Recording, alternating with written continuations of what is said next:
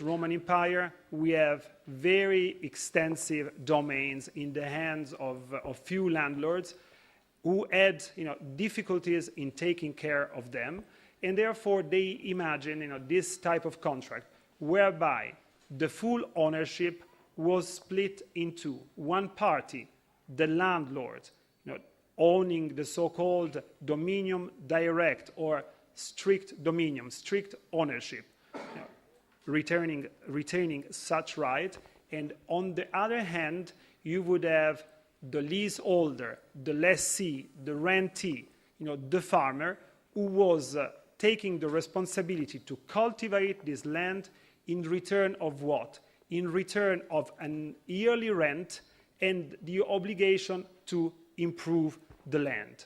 Concept that can resemble in some way, and that is the concept of freehold and leasehold. I mean, this is the most similar concept are to be considered with personal rights. Okay, and what is relevant and significant about real rights? I mean, they travel together with the land.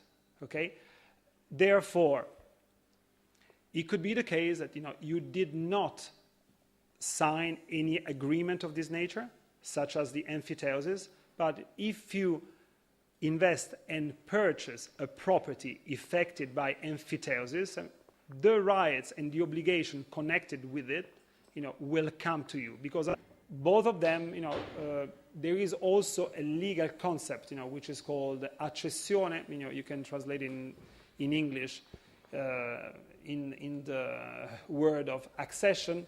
It makes very little sense, but the idea is if emphyteusis is affecting your plot of land, if you're building on top of it, this right will be extended, to your building.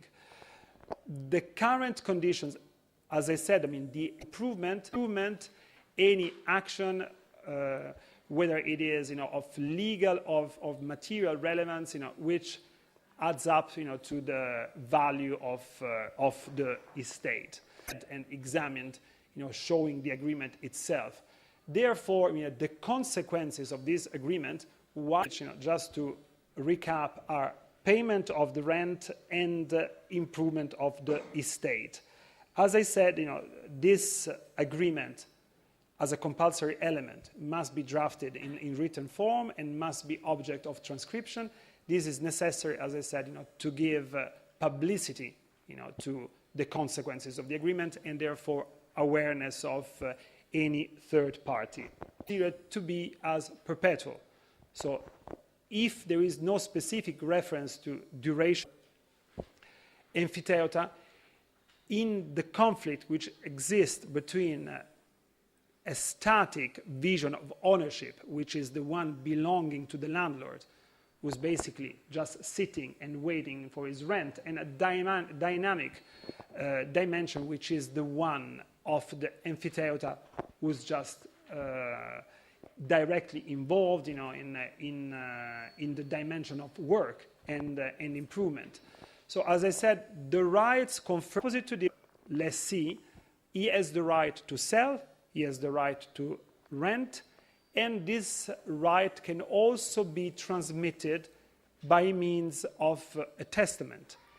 Whether by in a succession which is regulated by a testament, or also it follows up in compliance with the legal succession, succession which in Latin is called ab intestato. And typical method to acquire full ownership of the estate, of the domain, is regulated by the civil code, and it's called enfranchisement. And that is certainly considered to be the most relevant and the most important right which is connected with emphyteusis.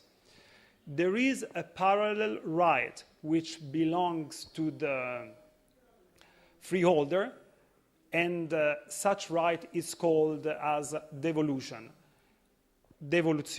in Italian. If the freeholder will detect that the emphyteuta or leaseholder for a number of years, minimum 2 years, is not compliant with the payment of the rent can claim in court the devolution and therefore get his property back, right, belonging to the landlord, therefore the freeholder, and enfranchisement, which is the right connected to the emphyteuta or leaseholder. The enfranchisement, the right of the leaseholder, always prevails. Okay, and this is recognition. You know, he can always go to court in order to receive a formal and judicial acknowledgement of his right as owner of the property, in case this is object of a dispute or is contested for any type of motivation.